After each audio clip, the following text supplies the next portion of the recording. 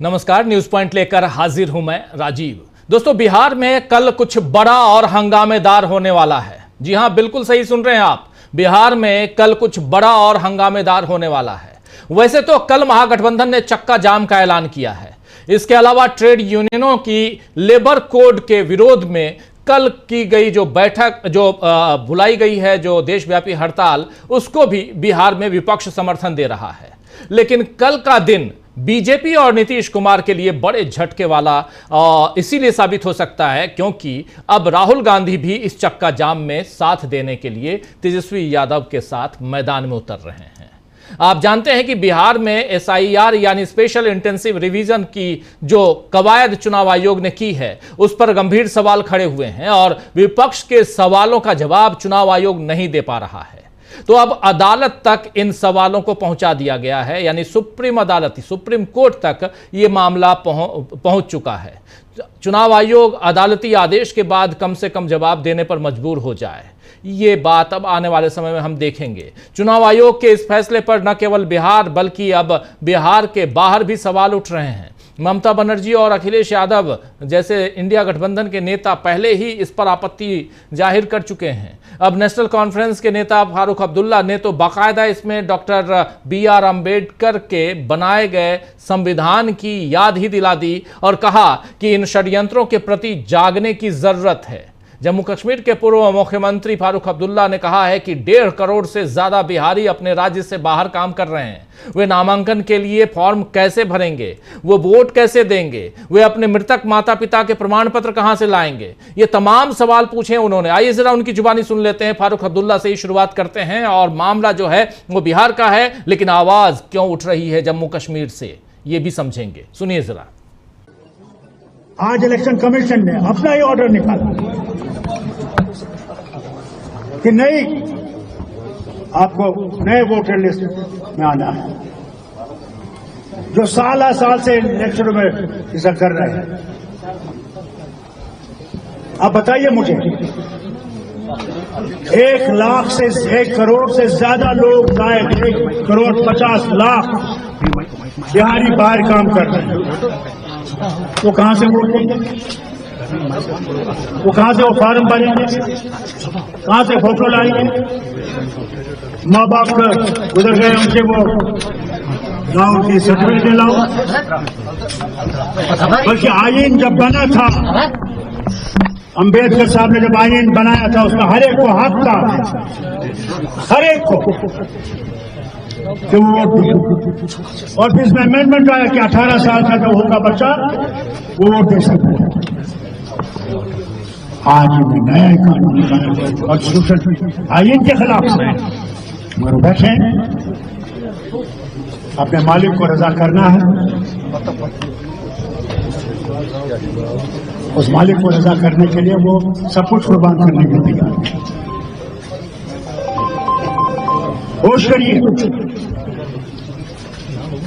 ये सोच से कहना पड़ता है, ये हिंदुस्तान के लोगों को मंजूर नहीं।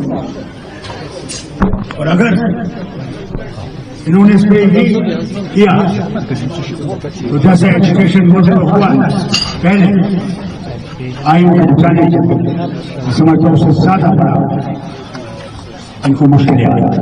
अल्लाह करे इनको अक्ल दे और ये आईन की हिफाजत कर सके, उसके लिए आपको भी तैयार रहना पड़ेगा। अगर सोचो तो यहां आप सुन रहे थे, कह रहे हैं कि जागना होगा। अफसोस के साथ मैं कहता हूं कि ये भारत के लोगों को स्वीकार्य नहीं है। अगर वे इसे आगे बढ़ाते हैं तो संविधान को बचाने के लिए आंदोलन होगा और यह पहले के आंदोलन से भी बड़ा होगा।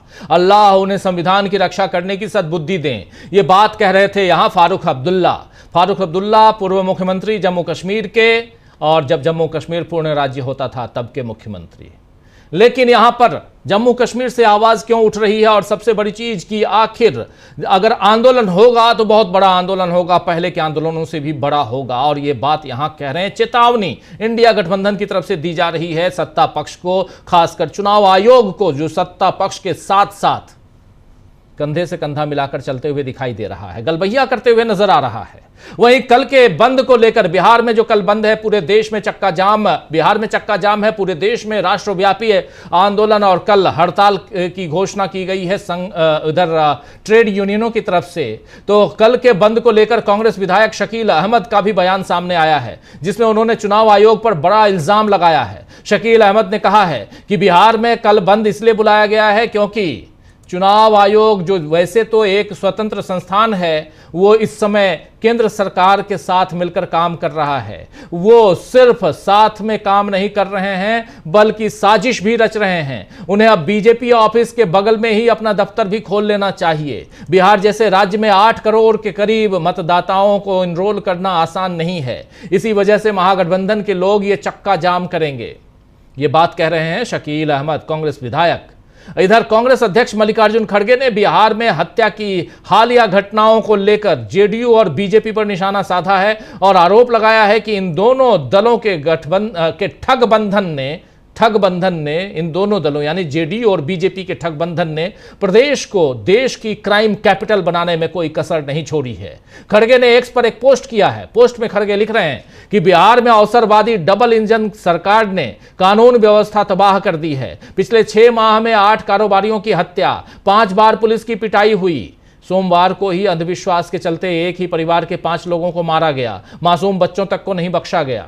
उन्होंने आरोप लगाया कि जेडीयू और बीजेपी के ठगबंधन ने बिहार को देश की क्राइम कैपिटल बनाने में कोई कमी नहीं छोड़ी है। खड़गे ने यह दावा किया है कि मोदी सरकार के खुद के आंकड़े बताते हैं कि बिहार में गरीबी चरम पर है, सामाजिक और आर्थिक न्याय की स्थिति बद से बदतर हो चुकी है और ठप कानून व्यवस्था के चलते निवेश केवल कागजों तक सीमित रह गया है। उन्होंने ये भी कहा कि इस बार बिहार ने तय कर लिया है कि अब वो बीमार नहीं रहेगा, यानी बिहार बीमार नहीं रहेगा।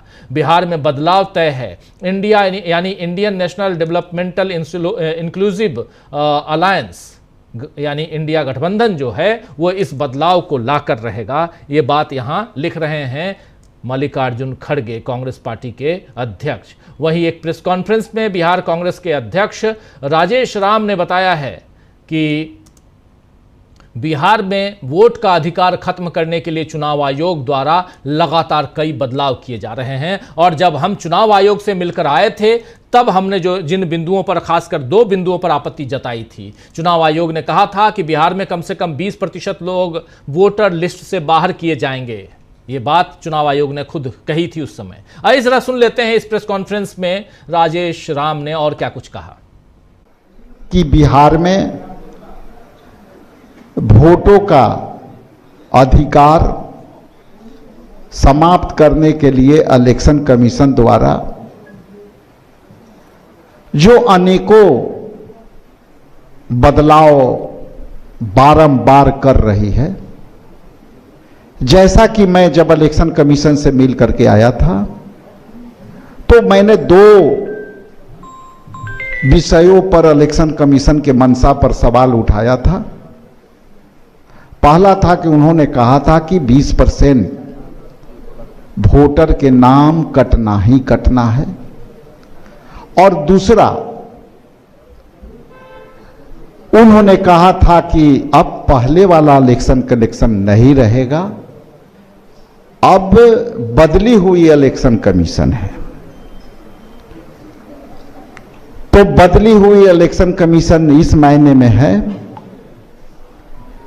कि जिस तरह से वोटबंदी करने का जो जनता का अधिकार था वो उन्होंने पूर्णतः समाप्त करने का ठेका ले रखा है, बीड़ा उठा रखा है। और उसके बाद एक विज्ञापन पूरे प्रेस में देखे होंगे फुल पेज का, उसके बाद उन्होंने कुछ परिवर्तन किया और वो परिवर्तन नाकाफी था। और वो परिवर्तन इसलिए किया गया कि वोटरों में एक मैसेज जाए कि हमने बहुत ही सुधार कर दिया।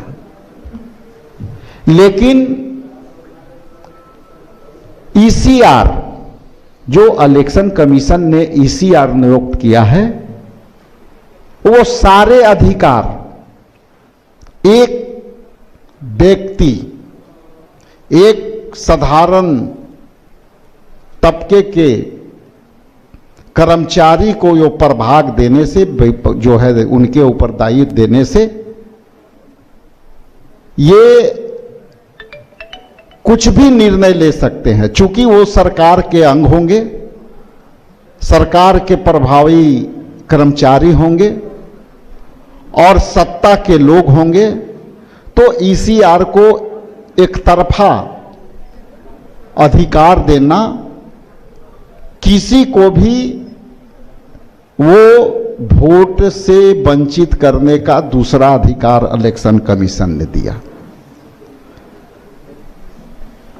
अब आज हमारे पास इलेक्शन कमीशन के प्रेस नोट है हाथ में, और उस प्रेस नोट में कि पहले मैं एक अपनी फीडबैक देना चाहता हूं कि मैं एक जनप्रतिनिधि भी हूं। कई बीएलओ ने और पूरे बिहार के बीएलओ ने के माध्यम से ये एक बड़ी मैसेज आई कि जननायक राहुल गांधी जी और गठबंधन के नेतृत्व में 9 तारीख का चक्का जाम कार्यक्रम है, इसलिए पूरे बिहार के जिला पदाधिकारियों ने अपने बीएलओ और ईसीआर को यह निर्देशित किया है कि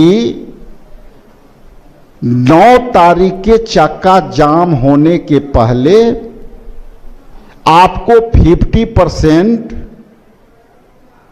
जो है फॉर्म का,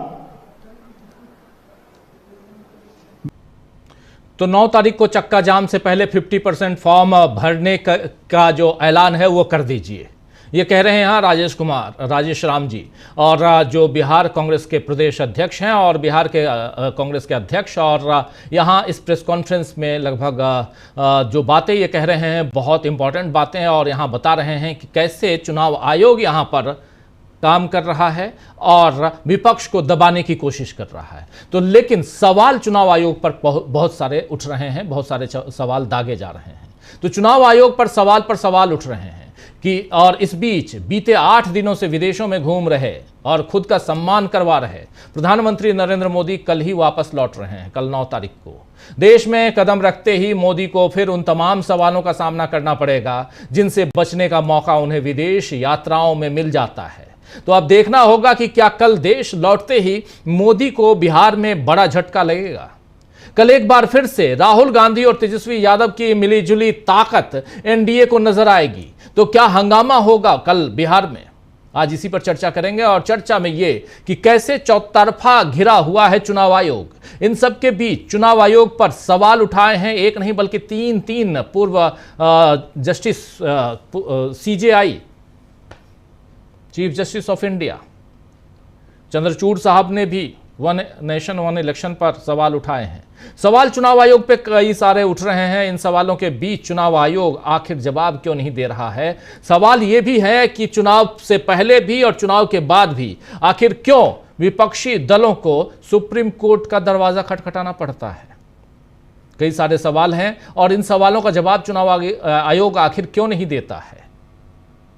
ये सारे सवाल लेकर हम अब इस चर्चा में आपके सामने हाजिर हैं और हमारे साथ कुछ वरिष्ठ साथी जुड़े हुए हैं, उनसे परिचय करवाता हूं। देखिए 4 वरिष्ठ साथी जुड़े हुए हैं। प्रोफेसर रविकांत जी हैं, प्रशांत टंडन जी हैं, अमलेंदु उपाध्याय जी हैं और फर्रा साकिब साहब हैं। आप सबका स्वागत इस्तकबाल। अब तमाम दोस्त साथी शुभचिंतक आप सबका, जो अब तक जुड़ चुके हैं उनका भी, जो जुड़ने वाले हैं उनका भी। शाकिब जी, आपके पास ही सबसे पहले आना चाहता हूं। बिहार से जुड़े हुए हैं, बिहार में कल क्या होने जा रहा है, उसकी क्या तैयारियां हैं, और चुनाव आयोग कल इसी वक्त जब हम लोग ये कार्यक्रम कर रहे थे तो एक प्रेस रिलीज में चुनाव आयोग ने बताया कि 36.47 या 43% या लगभग 47%, 36.5% फॉर्म लोगों ने भर दिया। बल्ले बल्ले है चुनाव आयोग के, उनको कोई दिक्कत ही नहीं है। जो हल्ला गुल्ला कर रहे हैं वो हम आप और विपक्ष के लोग कर रहे हैं, और कोई हल्ला गुल्ला करने वाला है नहीं। सत्ता पक्ष के लोगों के लिए तो खुशी है, क्योंकि यहां पर बढ़िया वोटर लिस्ट तैयार किया जा रहा है, इसलिए वो शांत हैं। लेकिन चूंकि आप फील्ड में हैं, आप बिहार में हैं, और वहां पर वहां के लोगों से आप गुफ्तगू करते हैं, चर्चा करते हैं, रूबरू चर्चा करते हैं, जरा आपसे समझना चाहता हूं कि एक तो बिहार में इसकी क्या प्रतिक्रिया है, दूसरा बिहार में कल चक्का जाम और जो राष्ट्रव्यापी हड़ताल है ट्रेड यूनियनों का, उस पर भी विपक्ष ने चूंकि साथ उनका देने का वादा कर दिया है, ऐलान कर दिया है, तो इसकी क्या प्रतिक्रिया है और कितनी तैयारियां हैं? शाकिब जी। सभी पैनलिस्टों को मेरा नमस्कार। राजीव भाई, सबसे पहले तो मैं आपको ये बता दूं, आज मेरे मित्र से बात हुई। वो स्वास्थ्य विभाग का कर्मचारी है और मैंने उसको फोन किया तो उसने बताया कि उसको ये फॉर्म अपलोडिंग में लगाया गया है, फॉर्म कलेक्ट करके उसको अपलोड करना है। वो जिस ब्लॉक में है उस ब्लॉक में तकरीबन 3.5 से 4 लाख फॉर्म अपलोड करने हैं, जमा होने हैं। उसने बताया कि कल रात तक 68,000 फॉर्म हम लोगों ने अपलोड किए। मतलब 4 लाख 3.5 लाख जहां पर होना है वहां ये अभी ये जो एक्सरसाइज शुरू हुई है, मुझे लगता है इसका 1/3 से ज्यादा समय निकल गया है। अब महज अगर हम आज को छोड़ दें, आज 8 तारीख को, तो हमारे पास में 26 तारीख तक में आप देख लीजिए 16 to 18 दिन का समय है। यानी आधी अवधि लगभग गुजर चुकी है और आधा काम क्या 1/4 काम भी नहीं हुआ है। मैं आपको सिर्फ एक उदाहरण के तौर पर यह बताना चाहूँ। निगम में मेरा एक मित्र काम करता है, म्युनिसिपल कॉर्पोरेशन में। मैंने आज उसको फोन किया, मेरा अपना एक काम था, उसने कहा वो फील्ड में है, फॉर्म कलेक्ट कर रहा है। ये मैं इसलिए बता रहा हूं डीबी लाइव के दर्शकों को कि किन किन लोगों को काम पर लगाया गया है, इसको समझना, इसको जानना सब लोगों को जरूरी है। बिल्कुल। अब रही बात कल की, अभी देखिए, अब आज जो है मैं एक वीडियो देख रहा था, भाजपा के एक प्रवक्ता है नीरज कुमार, उन्होंने एक वीडियो जारी करके कहा है कि किशनगंज जैसे बांग्लादेशी सीमावर्ती इलाके में 1.25 लाख आवासीय प्रमाण पत्र के आवेदन आए हैं और हम लोग ये सुनिश्चित करेंगे कि कोई भी जाली आवासीय प्रमाण पत्र निर्गत नहीं किया जाए। ठीक है, मतलब उनके कहने का मतलब यह है कि वहां जो आवासीय प्रमाण पत्र के लिए जो दिया जा रहा है आवेदन, उसमें बांग्लादेशी भी है, रोहिंग्या भी है। वो इस बात को कह रहे हैं अपनी वीडियो में और हम लोग इसको सुनिश्चित करेंगे। तो उन्होंने अपनी मंशा साफ कर दी है। बहुत क्लियर है कि भाजपा क्या चाह रही है। और आज बेगैरती की, बेशर्मी की इंतहा पार करते हुए जनता दल यूनाइटेड के लोगों ने साइकिल रैली निकाली थी इस अभियान के समर्थन में, जबकि उपेंद्र कुशवाहा, जिनकी पार्टी बहुत छोटी सी पार्टी है, उनकी तरफ से आपत्ति आई है। एनडीए के इकलौते घटक दल है उपेंद्र कुशवाहा, राष्ट्रीय लोक मोर्चा, जिसकी तरफ से इस पूरे एक्सरसाइज को लेकर के नाराजगी जाहिर की गई है। नीतीश कुमार की क्या हालत हो गई है, आप इससे अंदाजा लगा सकते हैं कि नीतीश कुमार की पार्टी पर अब संजय झा और ललन सिंह का कितना कंट्रोल हो चुका है। जो भाजपा से आए हैं, संजय झा भाजपा से आए हैं, ललन सिंह भी बाहर से आए, मतलब अशोक चौधरी भी बाहर से आए हैं। ये सब लोग जो प्रो भाजपा हैं, उनका कितना कंट्रोल हो गया है कि पार्टी उनके कहने पर साइकिल रैली निकाल रही है इस अभियान के समर्थन में। और प्रवक्ता जो है वो बैठ करके टीवी डिबेट्स में और वीडियो के माध्यम से और बयानों के माध्यम से कुतर्क जिसको आप बोल सकते हैं वो कर रहे हैं। अब कल की बात कर लेते हैं। हम लोग जिलावार तो बंद होगा ही होगा। पटना में राहुल गांधी रहेंगे, तेजस्वी यादव। ये महागठबंधन का पहला किसी भी विषय को लेकर के संयुक्त प्रदर्शन है इस चुनावी वर्ष में। अभी तक जितना भी प्रदर्शन हुआ है, कांग्रेस ने अपना अलग किया है, आरजेडी ने अपने अलग जो चुनावी वो सब कुछ है वो करती रही है। ये पहला प्रदर्शन होगा महागठबंधन का जिसमें विपक्ष की तमाम पार्टियां एक साथ शामिल हो रही हैं। सड़क पर राहुल भी दिखेंगे, तेजस्वी भी दिखेंगे, मुकेश सैनी भी दिखेंगे, दीपांकर भट्टाचार्य भी दिखेंगे पटना की सड़कों पर। अब इसकी आशंका है राजीव भाई कि क्या दरभंगा में जो कुछ हुआ था राहुल गांधी के साथ, क्या वही दोहराया जाएगा पटना में?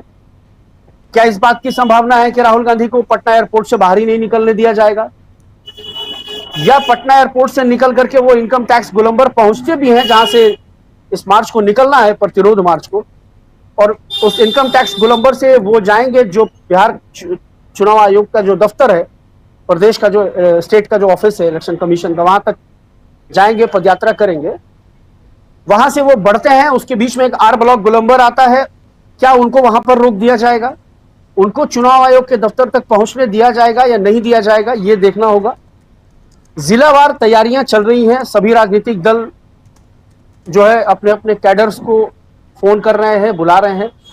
हम लोग बतौर सामाजिक कार्यकर्ता, हम लोगों ने भी आज दिन भर लोगों को फोन किया है, गरीब गुरबों को फोन किया है, रिक्शा चालकों को फोन किया है कि भाई आप एक दिन अपना रिक्शा बंद कीजिए और हमारे साथ सड़कों पे चलिए, क्योंकि ये सवाल आपकी नागरिकता का है, आपके अस्तित्व का सवाल है। हमारा पूरा प्रयास रहेगा कि ज्यादा से ज्यादा लोगों को कल के इस बंदी अभियान में जोड़ा जाए।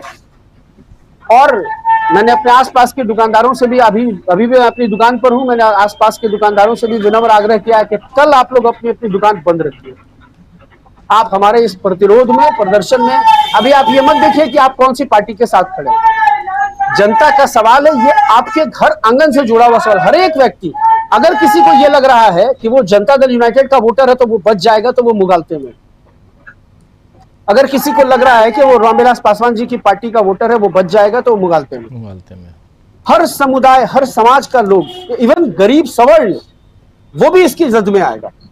और इस बात को की आशंका राजीव भाई दिनों दिन प्रबल होती जा रही है। मैं परसों भी आपकी डिबेट में था, मैंने कहा था कि देखिए चुनाव आयोग के ने जो ये आज वो निकाला है, एडवर्टीजमेंट जो निकाला है, जिस पर हम लोगों ने बात किया था कि अभी आपको जो है दस्तावेज देने की जरूरत नहीं है जी, आप अभी फॉर्म जमा कर दीजिए और उसके बाद जब सत्यापन और जो दावा प्रतिवाद का जब समय आएगा उसमें आप अपना सत्यापन कीजिएगा और उसके बाद ईआरओ चेक करेगा, ईआरओ मतलब फाइनलाइज करेगा वोटर लिस्ट को, जो एसडीएम लेवल का अधिकारी है। तो ईआरओ के विवेक पर पूरा की पूरी प्रक्रिया छोड़ दी गई है। अंतिम निर्णय ईआरओ का होगा।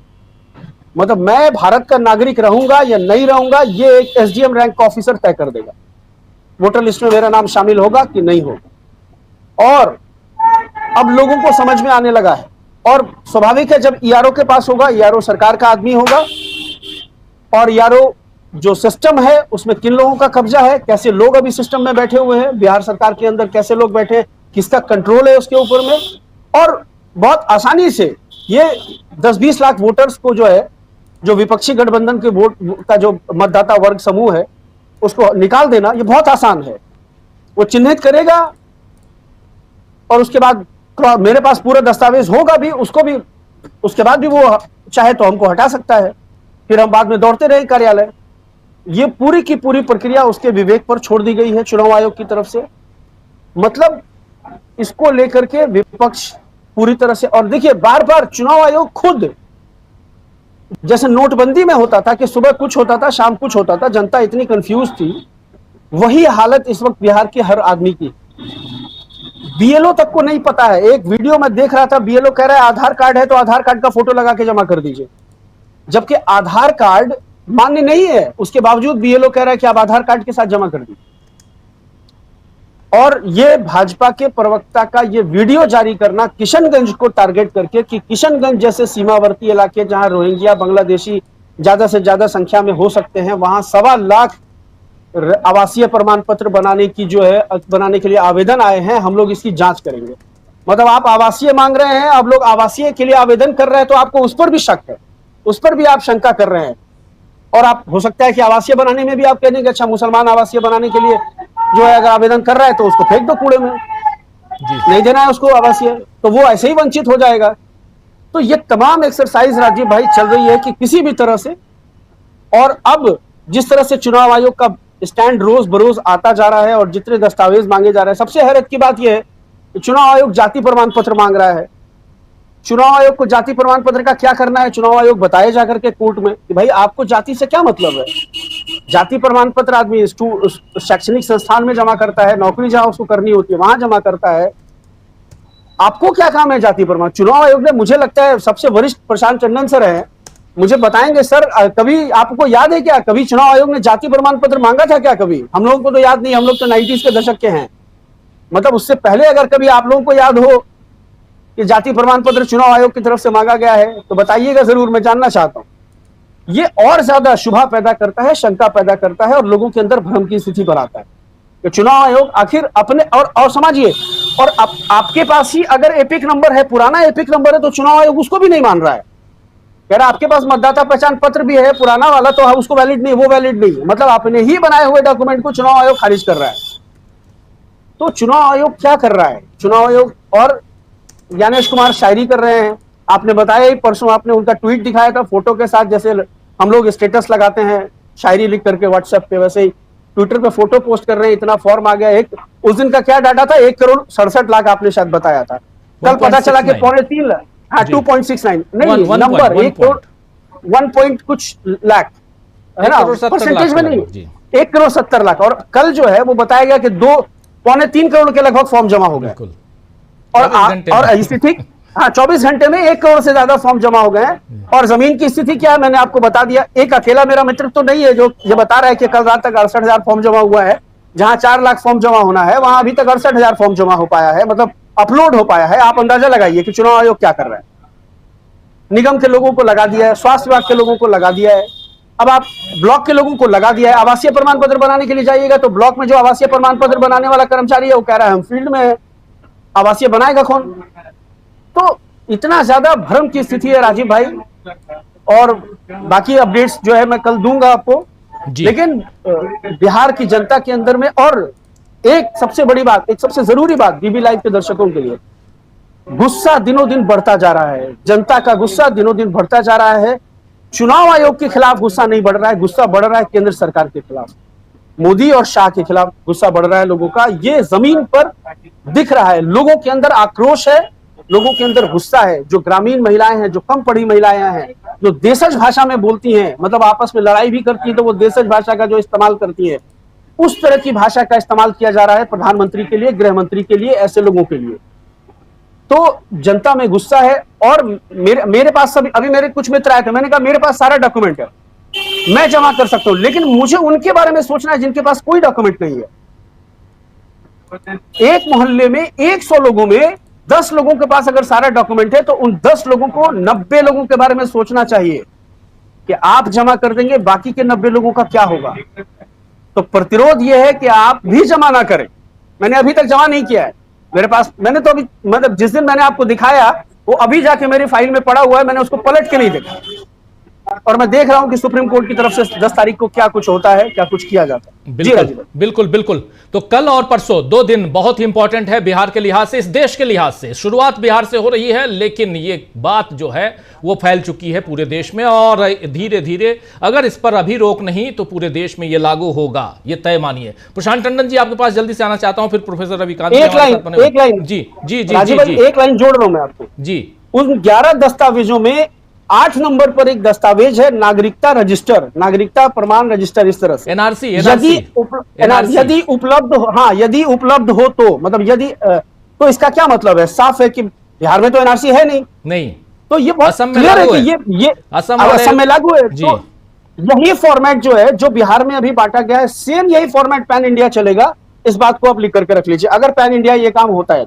जी जी जी, बिल्कुल बिल्कुल सही आप कह रहे हैं, एनआरसी की बात। और ये ओवरऑल देखा जाए तो इनडायरेक्ट रूप से पिछले दरवाजे से नागरिकता को यहां जांचने की प्रक्रिया चल रही है, न कि वोटर कार्ड बनवाने की या वोटर लिस्ट तैयार करने की। वोटर लिस्ट तो पहले से तैयार है, इसी साल फरवरी में ऑलरेडी तैयार करके बैठा हुआ है चुनाव आयोग। लेकिन अब जो डॉक्यूमेंट्स मांगे जा रहे हैं 11 डॉक्यूमेंट्स, उसमें से एक डॉक्यूमेंट तो ऐसा है जो बता रहे हैं एनआरसी जो लागू ही नहीं है। तो बच गए 10 डॉक्यूमेंट। 10 में से कितने दे पाएंगे, कितने लोग? पासपोर्ट मांगा जा रहा है, जिस पासपोर्ट को बनवाने के लिए जो आधार कार्ड की जरूरत होती है, उस आधार कार्ड को आप अमान्य मान रहे हैं तो पासपोर्ट कैसे मान्य है? ऐसे बहुत सारे जमीन के कागजात अगर आपसे मांगे जा रहे हैं तो जमीन भी अगर आप रजिस्ट्री करवाने जाएं तो वहां भी आधार कार्ड चाहिए। कॉलेजेस में एडमिशन करवाने जाइए तो आधार कार्ड चाहिए। मैट्रिकुलेशन का एग्जाम देना है तो वहां भी आधार कार्ड चाहिए। हर जगह तो आधार कार्ड चाहिए। उस आधार कार्ड को आप खारिज कर दिए तो फिर सारे डॉक्यूमेंट्स खारिज। तो यहां क्या मांगा जा रहा है? जन्म प्रमाण पत्र वो है नहीं, आप यहां के नागरिक नहीं हैं, टाटा बाय बाय। लेकिन ये टाटा बाय बाय इतना आसान है कहना क्या, प्रशांत टंडन जी? जी, पहले तो फराज साकिब साहब की बात का मैं जवाब दे दूं कि जाति प्रमाण पत्र जो है चुनाव आयोग के उसमें था ही नहीं जद में, क्योंकि सारा काम आधार कार्ड या पिछले वोटर आईडी या राशन कार्ड और नागरिकता साबित करने का कोई तरीका, एक तरीका है नहीं, सरकार का भी नहीं है। नागरिकता का कोई सर्टिफिकेट, कोई आई कार्ड जो है वो मोदी जी के पास भी नहीं है। तो ऐसा कोई एक सिंगल सर्टिफिकेट नागरिकता का भारत में नहीं है। देखिए, इसको जरा बिग पिक्चर हम देखते हैं राजीव जी, क्या हो क्या रहा है। बिग पिक्चर ये है जिसकी शुरुआत कल से होनी है, मुझे उम्मीद है। बिग पिक्चर ये है कि अगर आप पिछले 10-11 साल को देखेंगे तो संविधान पे बहुत सिस्टमैटिक ढंग से लगातार हमले हो रहे हैं। कोई प्रियम्बल पे हमला करता है, कोई उसके फेडरलिज्म यानी संघ का, राज्यों का संघ है, उसको लेके हमले होते हैं। असल हमला चुनाव के दौरान जो है वो बीजेपी के कई नेताओं ने कहा कि हमको 400 सीटें चाहिए तो हम संविधान को बदलेंगे। तमाम तरीके से संविधान पे हमले होते हैं और उसमें बड़े बड़े सरकार के पदाधिकारी शामिल हैं। इनकी इकोनॉमिक एडवाइजरी के एक चेयरमैन थे प्रधानमंत्री को, उन्होंने आर्टिकल लिख दिया था कि संविधान जो है वो रिडंडेंट हो गया, ऑब्सोलीट हो गया, बेकार हो गया।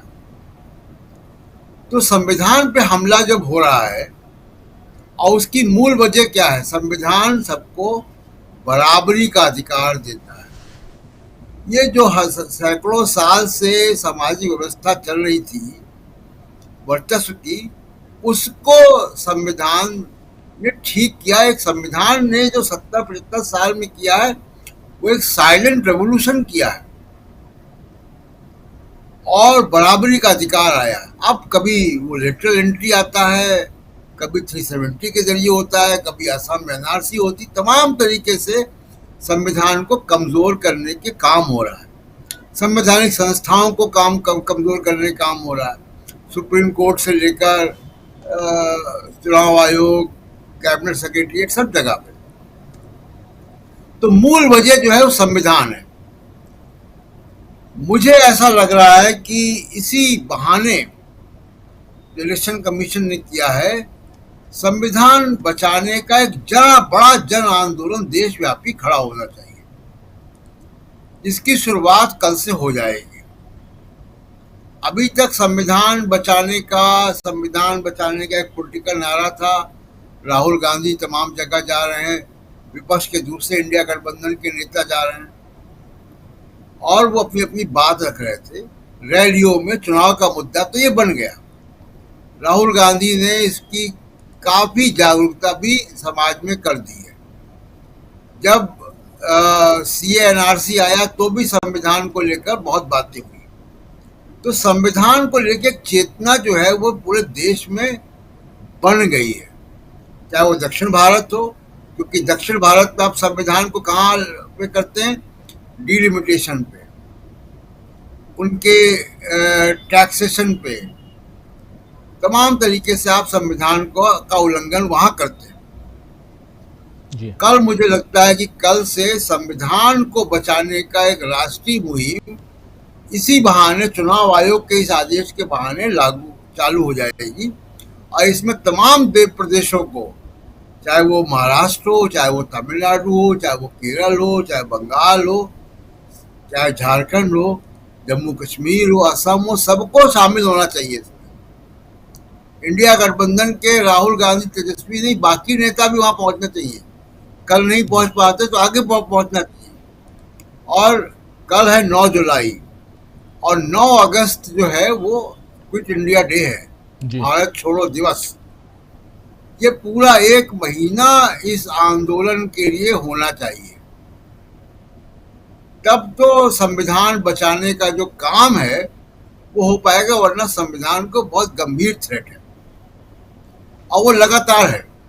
आप सोचिए कि ये ऑब्जेक्टिव अभी बंगाल के बारे में भी कह रहे हैं कि चुनाव आयोग के सूत्रों के जरिए खबरें बाहर आती है, आज के टेलीग्राफ में छपा है कि 66% लोग पिछले रिव्यू से बढ़ गए, हम उनको हटाएंगे।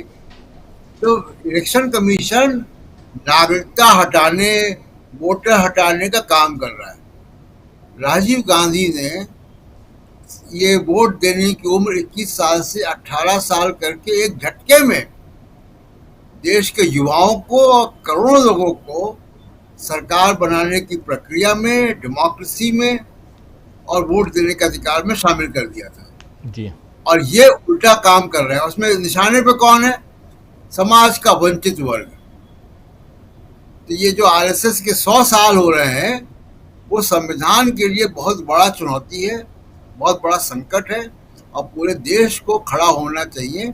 इस बार संविधान पे हमला जो है वो चुनाव आयोग के जरिए हो रहा है कि नागरिकता पे ही सवाल खड़े हो रहे हैं और तमाम तरीके से। आप देखिए जो वॉलंटियर लगा दिए गए 4 लाख, उसे माना चलिए 1 लाख तो अभी साकिब साहब बता रहे थे कि सरकारी कर्मचारी भी हैं। 1 लाख सरकारी कर्मचारी होगा, 3 लाख कौन है? इसका प्रोसेस क्या है? किनको ले लिया? इनके क्या इंटरव्यू हुए थे? कोई इश्तिहार छपा था, कोई विज्ञापन छपा था, कोई वैकेंसी निकली थी? ये कौन लोग हैं? किसने भर लिया इनको? इनकी स्क्रीनिंग कैसे हुई है? क्यों मैं इसलिए सवाल खड़ा कर रहा हूं कि ये मैजिस्ट्रियल काम कर रहे हैं राजीव जी। मैं असम के एनआरसी को कल गया था और मैंने उसका गहन अध्ययन किया था, रिपोर्ट भी जारी हुई थी। असम की एनआरसी में जो डॉक्यूमेंट को चेक कर रहे थे लोग, उनको मैजिस्ट्रेट का पावर दिया गया था। तो ये जो लोगों के डॉक्यूमेंट चेक करेंगे वॉलंटियर्स, जो किसी की नागरिकता तय कर देंगे कि भारत का नागरिक है या नहीं है, ये मैजिस्ट्रेट का काम होता है। ये मैजिस्ट्रियल पावर है। तो ये जो 3 लाख 4 लाख आपने ले लिए हैं, ये कौन लोग हैं जिनको आपने मैजिस्ट्रियल पावर दे दिया है? क्योंकि ये डॉक्यूमेंट चेक कर रहे हैं, डॉक्यूमेंट को वेरीफाई कर रहे हैं। अपलोड कोई भी करे, भाई 4 करोड़ 5 करोड़ 6 करोड़ फॉर्म, कोई इलेक्शन अधिकारी लाखों फॉर्म, ना कोई बीएलओ ना कोई ईआरओ देख पाएगा। वो पीछे से जो आएगा वेरीफाई होके उसको अपलोड कर देंगे वो। तो ये बड़ा गंभीर सवाल है कि किन लोगों के जरिए काम हो रहा है। और फिर मैं कहूँगा कि संविधान पे नए सिरे से बड़ा हमला है और इसका जवाब देश की जनता को देना चाहिए, जिसकी शुरुआत कल से संभावना है कि हो सकती है। जी बिल्कुल बिल्कुल, आप सही कह रहे हैं। कल से शुरुआत की संभावना इसलिए क्योंकि कल चक्का जाम पटना में और वहां पहुंच रहे हैं राहुल गांधी पहुंच रहे हैं। इस खबर की जानकारी दी है खुद तेजस्वी यादव ने, और दोनों तेजस्वी यादव, राहुल गांधी, इनके अलावा महागठबंधन के, बिहार महागठबंधन के तमाम नेता वहां मौजूद रहेंगे। दीपांकर भट्टाचार्य रहेंगे, तमाम नेता वहां मौजूद रहेंगे। और इन सबके बीच दूसरी तरफ कल भारत बंद का ऐलान किया है ट्रेड यूनियनों ने, और उसको भी समर्थन दे रहा है पूरा का पूरा ये इंडिया गठबंधन। तो एक बहुत ही इंपॉर्टेंट डे कल का, और उस पर सबकी निगाहें टिकी रहेंगी। हम लगातार लाइव करेंगे, आप तक लाइव पहुंचाएंगे जो घटनाक्रम है पटना से और पूरे देश भर से। लेकिन यहाँ हमारे साथ जुड़ गए हैं इधर धनंजय कुमार जी। धनंजय जी, आपका स्वागत करता हूँ इस कार्यक्रम में। और प्रोफेसर रविकांत जी, आपके पास आता हूँ। चक्का जाम, विरोध प्रदर्शन सड़कों पर, अब इंडिया गठबंधन कल से, और जो बात अभी कह रहे थे प्रशांत टंडन जी और उनसे पहले शाकिब जी, बहुत इंपॉर्टेंट शाकिब जी की बातें, क्योंकि वो ग्राउंड जीरो पे हैं, वो वहाँ देख रहे हैं, समझ रहे हैं, जान रहे हैं कि आखिर चल क्या रहा है। इन सब के बीच चुनाव आयोग एक तरफ विज्ञापन छापता है, दूसरी तरफ अपने विज्ञापन को ही अगर उस पर आप और हम टिप्पणी करते हैं तो विरोधाभासी बताता है। इसीलिए यहाँ समझना जरूरी है कि आखिर चुनाव आयोग चाहता क्या है। क्या चुनाव आयोग देश में एनआरसी लागू करवाने की तरफ बढ़ रहा है? क्या चुनाव आयोग सीधे संविधान पर हमला कर रहा है? जो प्रशांत टंडन जी कह रहे हैं कि पिछले दरवाजे से, सीधा नहीं तो पिछले दरवाजे से, जो अभी तक बीजेपी पिछले चुनाव में 2024 के लोकसभा चुनाव से पहले बीजेपी कहती थी कि अब की बार 400 पार, क्योंकि संविधान बदलना है, वो काम वहां नहीं कर पाए, तो अब चुनाव आयोग के जरिए किया जा रहा है। आपकी टिप्पणी। अमित शाह ने कभी कहा था कि हम 50 साल तक राज करें, लेकिन ये नहीं बताया था कि हम कैसे राज करें। हम लोग तो सोचते थे कि भाई आप आए हैं तो अच्छा काम करेंगे। और हो सकता है कि जैसे कांग्रेस पार्टी को 40-50 साल दिया इस देश के लोगों ने, तो भारतीय जनता पार्टी को भी 50 साल देते, और किसी भी राजनीतिक दल को ये मिल सकता है जो काम करेगा लोगों के लिए। लेकिन असली नीयत जो थी, एक तो आरएसएस का मंसूबा पूरा करना है शताब्दी वर्ष में कि साहब हिंदू राष्ट्र बनाना है। अब हिंदू राष्ट्र बनाने के लिए बाबा साहब अंबेडकर के संविधान को खत्म करना है। बिना उसको खत्म किए हिंदू राष्ट्र बन नहीं सकता। और ऐसे उन्होंने वो करके देख लिया। जब संविधान बदलने का ऐलान किया तो सारी बेईमानी, सारा झूठ, सारा तंत्र, सारी मशीनरी लगा करके भी 240 पर आकर के गाड़ी अटक गई, और आज 2-2 बैसाखियों पर चल रहे। लेकिन आरएसएस की जो पूरी कार्यशैली रही है, और वहीं से निकल करके मोदी और शाह आते हैं कि कैसे डेमोक्रेसी और संविधान की आत्मा का गला घोंटना है। पहले सीए एनआरसी आया, और फिर ये, और एक बार नहीं अभी कई और इस तरह के। आपने नोटबंदी की, किसी से पूछा, आरबीआई से डिस्कस किया, नहीं। अचानक कोरोना काल में आपने पूरे देश में लॉकडाउन किया, 4 घंटे 6 घंटे का समय दिया, किसी से पूछा, नहीं। और अब जब बिहार की जनता बीजेपी और जेडीयू के खिलाफ है, तो मैंने तो पिछले दिनों कहा ही था कि लोकतंत्र में तो लोग सरकार चुनते हैं, अब सरकार जनता चुन रही है। और उसका काम कौन कर रहा है? चुनाव आयोग। कि साहब हम वो जनता चुनेंगे जो हमको चुनेगी, और जो हमारे खिलाफ खड़े हैं, जो हमसे असहमत हैं, जो हमारी नीतियों से असहमत हैं, वो साहब चुनेंगे ही नहीं। लोकतंत्र में उनकी कोई भागीदारी ही नहीं होगी। लेकिन इस देश में 75 साल का संविधान का सफर हो चुका है। विपक्ष की निश्चित रूप से बहुत बड़ी भूमिका है। कल वो पटना और बिहार की सड़कों पर दिखेगा। सड़कें ही आबाद नहीं होनी चाहिए, तो जेलें आबाद होने का समय आ गया। विपक्ष को इसके बाद भी अगर चुनाव आयोग नहीं सुधरता है, तो इसके बाद फिर सीधे तौर पर जेल जाने की तैयारी करनी चाहिए। वो नेहरू जी को 9 साल जेल में रहना पड़ा, गांधी जी को कितनी बार जेल में जाना पड़ा। तो कई बार ये लगता है कि लोकतंत्र को बचाने के लिए आपको ये सैक्रिफाइस करना पड़ेगा, क्योंकि अब जो लोग बैठे हैं इनकी विरासत वहीं से आती है। ये अंग्रेजों के साथ भी वही काम कर रहे थे। भारत छोड़ो आंदोलन से लेकर के सुभाष चंद्र बोस की जो आजाद हिंद फौज थी उसके खिलाफ काम कर रहे थे। भारतीय नौजवानों को सुभाष चंद्र बोस के खिलाफ ब्रिटिश फौज में जाने के लिए प्रोत्साहित कर रहे थे। ये वही उन्हीं के विरासत वाले लोग हैं। अब उन्हें एक्चुअली दलितों और पिछड़ों का और अल्पसंख्यकों का ये जो अधिकार है वो भाता ही नहीं। साहब आप कैसे, और उस समय तो नेहरू और अंबेडकर सबने मिलकर के देश के प्रत्येक नागरिक को ये राजनीतिक अधिकार दिया था। सबको समान वोटिंग राइट, पढ़ा हो अनपढ़ हो, गरीब हो उद्योगपति हो, महिला हो पुरुष हो, दलित हो आदिवासी हो, सबको बराबर का अधिकार। लेकिन अब ये सरकार उस राजनीतिक अधिकार को छीन रही थी। और जो कभी डॉक्टर अंबेडकर ने कहा था दलितों के बीच में जाकर के कि हमने सारी रानियों के पेट की नसबंदी कर दी है, अब राजा रानी के पेट से पैदा नहीं होगा, मतपेटी से पैदा होगा। आज क्या है कि अब वो वोटिंग राइट ही खत्म किया गया। और जब वोटिंग राइट नहीं होगा तो आप बाकी और संवैधानिक अधिकारों की कैसे मांग कर पाएंगे। जैसे अभी कल की खबर है कि जो ओवरसीज में पढ़ाई करने के लिए तमाम स्टूडेंट्स का चयन हुआ था, उसमें से 66 वंचित समाज के छात्र, माने दलित पिछड़े समाज के छात्रों को समाज कल्याण विभाग ने, इस देश की सरकार ने यह कहकर के रोक दिया कि साहब हमारे पास फंड नहीं है। मोदी जी अभी भी विदेश यात्रा पर हैं। एक व्हाइट पेपर आना चाहिए कि मोदी जी ने विदेश यात्राएं कितनी की और कितना खर्च हुआ है, विज्ञापन पर कितना खर्च हो रहा है। राहुल गांधी ने सही छोड़िए, वो सब छोड़िए। 11 तारीख से अभी सावन की शुरुआत हो रही है।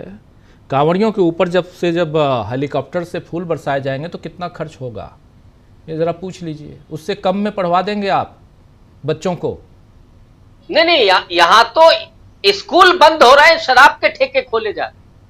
मैंने एक बार लिखा था राजीव जी कि इस सरकार की जो पूरी नीयत है, दलितों के मोहल्लों में शराब के ठेके खोलना और अल्पसंख्यकों के मोहल्ले में थाने खोलना, मुसलमानों को डरा करके रखना और दलितों को शराबी बना करके छोड़ना, ताकि इस देश का जो सबसे कमजोर वंचित तबका है वो अपाहिज बना दिया जाए, डरा दिया जाए, उसको नशेड़ी बना दिया जाए।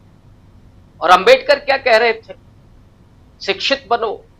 वो जानते थे कि इस देश का जो गरीब तबका है उसके लिए विकास का रास्ता केवल विद्यालयों से होता है, होकर जाता है।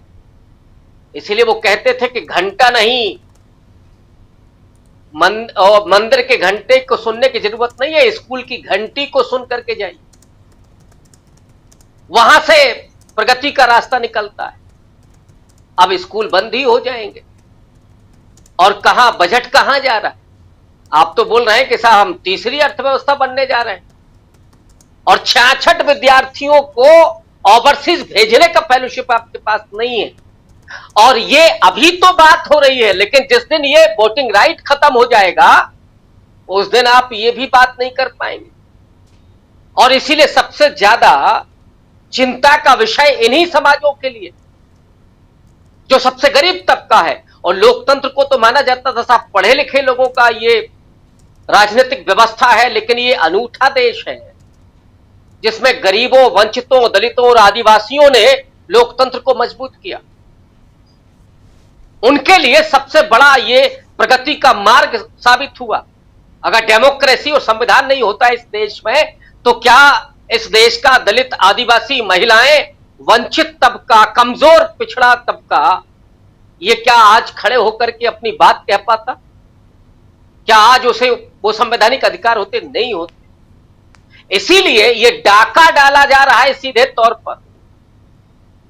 ये उनके वोटिंग राइट को छीन करके उन्हें दूसरे दर्जे का नागरिक बनाने की साजिश चली जा रही है। इसको रोकना बहुत जरूरी है। जितनी जिम्मेदारी इस देश के विपक्ष की है, आप ये कह सकते हैं कि उसकी जिम्मेदारी 21 है, लेकिन इस देश के नागरिकों की 19 भी नहीं है, 20 जिम्मेदारी है। इसलिए उन्हें बिहार की सड़कों पर खुद से निकलना पड़ेगा। विपक्ष लीड करने के लिए है, और राहुल गांधी को चाहे वो एयरपोर्ट पर रोकें, रोक तो वहां भी नहीं पाए थे। ये शायद सरकार भूल रही है कि इन 75 साल में बहुत कुछ हो चुका है। अगर वो लोकतंत्र का गला घोंटना चाहते हैं, संविधान को अगर खत्म करना चाहते हैं, तो बड़ी गलतफहमी में जी रहे हैं। इसको एक लीडरशिप की जरूरत है। और इस समय राहुल गांधी जिस तरह से लगातार सक्रिय हैं और सब कुछ दांव पर लगा करके, मुझे तो उनका वो वाक्य याद आता है जब उन्होंने कहा था कि संविधान को बचाने के लिए मैं अपनी जान की बाजी लगा दूंगा। कल राहुल गांधी अगर ये कह देते हैं कि लोगों के वोटिंग अधिकार के लिए हम अपनी जान की बाजी लगा देंगे, तो क्या इस देश के नागरिक सड़क पर नहीं आएंगे? आएंगे, बेशक आएंगे। और ये लड़ाई जितनी विपक्ष की है उतनी ही देश के नागरिकों की है। तो कल देखना होगा, इंतजार करना होगा। लेकिन मुझे लगता है अगर कल से काम नहीं होता है तो सड़कें तो कल भरी जाएंगी, आबाद होंगी। जेलों को भी भरने का समय आ गया है। बिना उसके ये सरकार दबने वाली नहीं है, ये फांसीवादी सरकार है। ये जनता को चुनने वाली सरकार है। जनता इनको लगातार रिजेक्ट कर रही है। मैंने पहले भी कहा था कि 2019 के बाद बमुश्किल से कोई चुनाव इन्होंने जीता होगा, अदरवाइज सारे चुनाव मैनेज्ड हैं। और यही वो बिहार में करने की साजिश रच रहे हैं। ये साजिश कल जरूर बिहार की सड़कों पर बेपर्दा होगी और लोग अपने अधिकारों के लिए आकर के संघर्ष में शामिल होंगे विपक्ष। अजीत जी बिल्कुल बिल्कुल आप सही कह रहे हैं। कल का दिन बहुत इंपॉर्टेंट, कल और परसों का दिन भी। परसों सुप्रीम कोर्ट में और कल सड़क पे, सड़क सुप्रीम कोर्ट। संसद में क्या हो रहा है वो आप सब जानते हैं। धनंजय कुमार जी, कैसा देखते हैं आप कल का दिन, और कल से क्या कोई तस्वीर बनते हुए, नई तस्वीर, विपक्षी दलों में एक नई ऊर्जा, एक नई हिम्मत दिखाई देती है?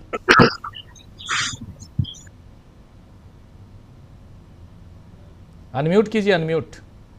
आप तो उल्टा करते हैं। बिल्कुल। मैं यहाँ बंद करता हूँ तो आपके यहाँ आवाज आती है, मैं यहाँ खोलता हूँ तो आवाज नहीं आती, उल्टा कर दिया है जी। खैर खैर देखिए, बीजेपी, मुझे लग रहा है कि बीजेपी ने हर तरफ गड्ढे जो खोदे हैं वो गड्ढे उसके लिए बनते जा रहे हैं। उस गड्ढे में सोचा था कि देश के नागरिक फंस जाएंगे, पॉलिटिकल पार्टीज फंस जाएगी, अब वो नहीं फंस रहे हैं। महाराष्ट्र में भी देखिए कि महाराष्ट्र में जो राहुल गांधी ने कहा कि ये 40 लाख के करीब वोटर कैसे बढ़ गए, उसका जवाब नहीं दिया किसी ने। और जब जवाब मांगता है, चुनाव आयोग से मांगा जाता है, तो बीजेपी जवाब देती है। बीजेपी के पास कोई जवाब नहीं है। बिहार में भी जो हो रहा है, चुनाव आयोग से लोग सवाल कर रहे हैं, जवाब बीजेपी के लोग दे रहे हैं। तो लोग देख रहे हैं कि बीजेपी, चाहे महाराष्ट्र हो चाहे बिहार हो, उसको न भाषा से प्रेम है, उसको न देश से प्रेम है, न संविधान से प्रेम है। और उसको प्रेम सिर्फ एक चीज से है, सत्ता से। लड़ाओ सबको और सत्ता पे बैठ जाओ। लेकिन कब तक लड़ाओगे दूसरों को? सब लोगों को, सबकी आंखें हैं। किसी की देर से खुलती है, कोई 7 बजे सुबह जाग जाता है, कोई 4 बजे जागता है, कोई 8 बजे जागता है, कोई 9 बजे जागता है। लेकिन 10 बजे के बाद ज्यादातर लोग जाग ही जाते हैं। तो मुझे लगता है 11 बज गया है, 11 साल हो गए, 11 बज गया है, तो अब लोग जागे हैं, बहुत जाग गए हैं। और महाराष्ट्र में हालत ये है कि देखिए, बिहारी तो बहुत पीटते रहे हैं, बिहार उत्तर प्रदेश के लोग यहाँ पीटते ही रहे, कई बार मार खाए। लेकिन जो निशिकांत दुबे ने कहा, उस तरह की बात किसी ने कही नहीं थी जी। और निशिकांत दुबे ने क्यों कहा? क्योंकि एक गुजराती पीटा गया, एक मारवाड़ी पीटा गया। तो बीजेपी को लगा कि ये हमारे मेन वोट बैंक पे हमला है। गुजराती और मारवाड़ी दोनों बड़ा वोट बैंक है, दोनों पूंजीपति वर्ग है, दोनों पैसे भी देते हैं। बिहारी क्या देता है? बिहारी तो देखिए बीजेपी को कभी सत्ता दिया नहीं। लेकिन महाराष्ट्र में जो उलझाया है, उसमें मनसे और जो राज ठाकरे और उद्धव ठाकरे एक साथ आ गए, वो भी बीजेपी की बेचैनी को बढ़ाने वाली है। बीजेपी को बेचैनी को बढ़ाने वाली इस तरह है कि इसको कोशिश तो किया गया निशिकांत दुबे के माध्यम से कि हिंदी और मराठी में लगा दिया जाए इसको, और बीजेपी हिंदू की बात करती है। चूंकि बीजेपी हिंदी मराठी की बात नहीं कर रही है, बीजेपी देखिए हिंदू की बात करती है, इसलिए उन्होंने और मोड़ने की कोशिश की कि आप जो है मुसलमानों को, उर्दू बोलने वाले को मार के दिखाइए। तो वो सांप्रदायिक नोट देना चाह रही है बीजेपी की, भैया उधर चलो ना, उधर मारो, हमको कोई दिक्कत नहीं। लेकिन हिंदी भाषियों को भी छोड़िए, गुजरातियों को मारोगे और मारवाड़ियों को मारोगे तो दिक्कत हो जाएगी। हमारे नाभि पे हमला कर रहे हैं, क्योंकि ये गुजरात के 2 शेर हैं, उनकी वजह से तो बीजेपी सत्ता में है, उनकी वजह से तो आरएसएस मलाई चाव रही, उनकी वजह से तो पूरे देश भर में जो है बीजेपी के ऑफिसेज बने हैं, बड़े बड़े ऑफिसेज बने। लेकिन बीजेपी यहाँ जो दाव चली वो नहीं चल पाया, क्योंकि उद्धव ठाकरे ने जिस तरह का बयान दिया, उस बयान में ये है कि उन्होंने कहा कि मैं तो देखो हिंदी में बोल रहा हूं, मैं तो हिंदी मराठी कर ही नहीं रहा हूं, मैं तो कह रहा हूं खाली कि मराठी। आप हिंदी क्यों थोपना चाहते हो? मैं थोपने वाली विचारधारा के खिलाफ हूं। जो तमिलनाडु में भी बात उठ रही है, तमाम जगह बात उठेगी। आज वहां बिहार में क्या हो रहा है? आप थोप रहे हैं कि तुम नागरिक हो, ये साबित करो, तुम नागरिक हो, ये साबित करो। और बिहार का एक जो है डिप्टी चीफ मिनिस्टर है, उसने आज क्या बयान दिया, सम्राट चौधरी ने, उसने कहा कि देखिए अभी 6 दिन में इतने सारे लोग, 1.5 लाख से ज्यादा लोग जो है एक जिला में, किशनगंज में, वो निवास प्रमाण पत्र मांग रहे हैं, एप्लीकेशन किया है। इसका मतलब देखिए कि सब बांग्लादेशी। ये क्या है? ये कौन सी भाषा है? वहीं गया हुआ एक और कोई बाबा है, वो बाबा जाके बोल रहा है बिहारी पागल होते हैं। वो कह रहा है कि हिंदू राष्ट्र बनाना है। हिंदू राष्ट्र तो बना दो ना, कौन, तुम्हारे पास तो सब कुछ है, बहुमत है, सत्ता है, गुंडे हैं, चुनाव आयोग है, सब कुछ है। अब कहाँ, अब क्या देर? अब तो पूरी दुनिया में डंका भी बज गया। लेकिन मुझे लगता है कि बिहार में जो चक्का जाम होने जा रहा है, बिहार में जिस तरह से तमाम पार्टियों ने, वो चाहे आरजेडी हो, चाहे कांग्रेस हो, चाहे वो वामपंथी दल हो, तीनों पार्टियों में जिस तरह का एका है, वो एका बता रहा है। और दूसरी तरफ अगर जाइए तो एनडीए में एका नहीं है। चिराग पासवान कभी नीतीश की तरफ खड़े हो जाते हैं, कभी नीतीश के खिलाफ खड़े हो जाते हैं। बीजेपी किसके साथ खड़ी है समझ में नहीं आ रहा कि बीजेपी तो पूरे बिहारियों को ला दिया सड़क पे कि जाओ अपना अपना सर्टिफिकेट बनाओ, तुम्हारे वोट देने का अधिकार छीन लेंगे। वो कोई जात का आदमी हो, सबका वोट कटेगा। और 20% जो वोट काट दिया है उसमें तो सब लोग हैं, ब्राह्मण भी है, मुसहर भी है, हिंदू भी है, मुसलमान भी है, कोई है जिसका वोट नहीं कटेगा। और ये जो ज्ञानेश कुमार ज्ञान दे रहे हैं बिहार में जाकर के, बिहार में खुद ही बहुत ज्ञान है भाई, वहां ज्ञान तैरते तैरते देश के दूसरे हिस्से में चला जाता है। पूरा जो है इंडोनेशिया, जापान, चीन, कौन कौन देश चला गया ज्ञान तैरता हुआ। कहाँ आप ज्ञान लेके आ गए और कह रहे हैं कि नागरिकता साबित कर। बिहार में हिंदू मुसलमान ये तमाम चीजें नहीं चलने वाली। और आप सबको नागरिकता साबित करने कह रहे हो। बिहार के लोग सबसे ज्यादा नागरिक, बिहार के लोगों ने सबसे ज्यादा लड़ाई लड़ी, इसलिए महात्मा गांधी बिहार गए थे आंदोलन शुरू करने से पहले। और चंपारण की खेती, चंपारण में जो घटनाक्रम हुआ उदाहरण है। तो मुझे लग रहा है कि बीजेपी जो खेल कर रही है उस खेल को देश के नागरिक जान गए हैं और कल इसका बड़ा दिखाई पड़ेगा वहां बिहार में। और आज दिख रहा है महाराष्ट्र में कि वो जो मुख्यमंत्री है उनको बोले नहीं बन रहा है। क्या बोले, किसकी तरफ से बोले? निशिकांत दुबे को बचाएं, बीजेपी को बचाएं, मराठी को बचाएं या शिंदे को बचाएं? शिंदे भी फंस गए। शिंदे किस तरफ जाएं?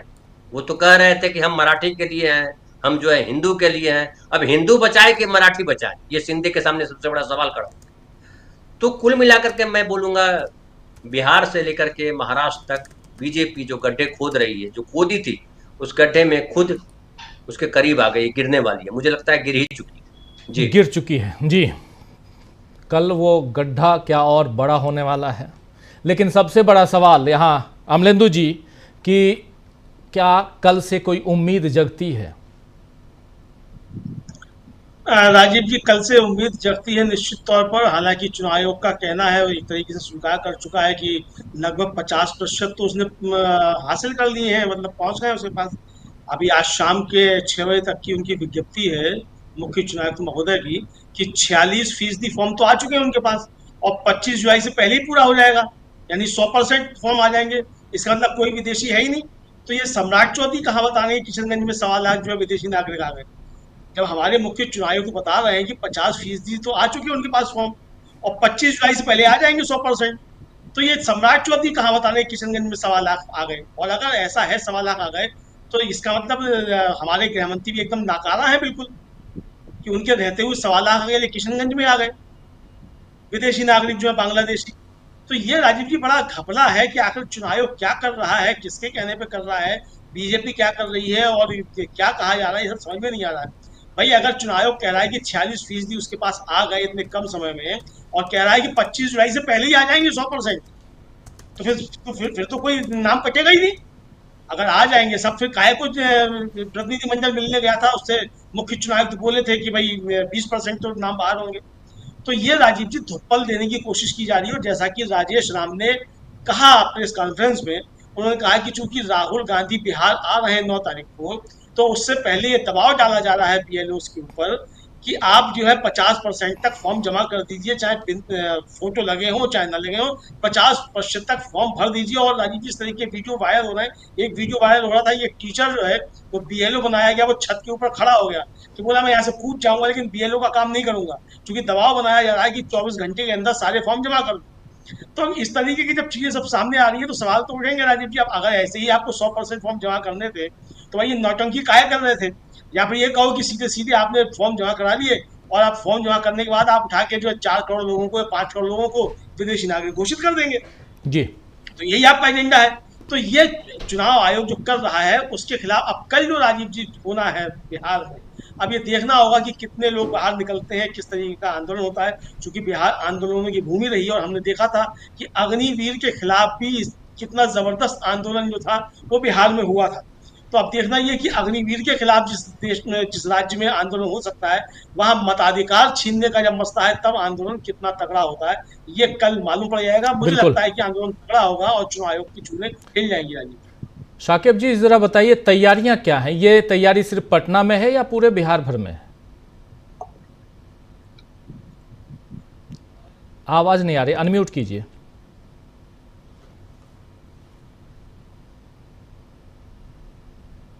आवाज नहीं आ रही है शाकिब जी की।